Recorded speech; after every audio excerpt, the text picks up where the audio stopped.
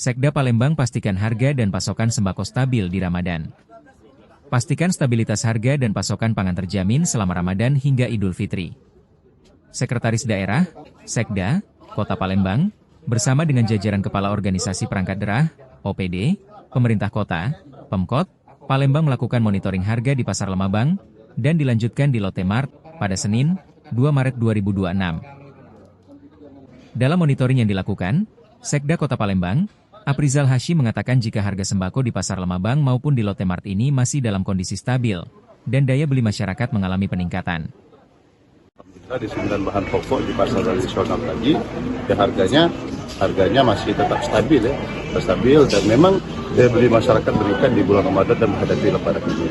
Dan juga kami dalam sidak tadi dan siang ini di Lotte Mart ini, kami juga bergandengan tangan dengan BP POM. Alhamdulillah di pasar tradisional tadi ada 16 sampel yang diperiksa BP POM. Alhamdulillah tidak ada ditemukan hal-hal yang zat-zat yang membahayakan seperti borak dan sebagainya.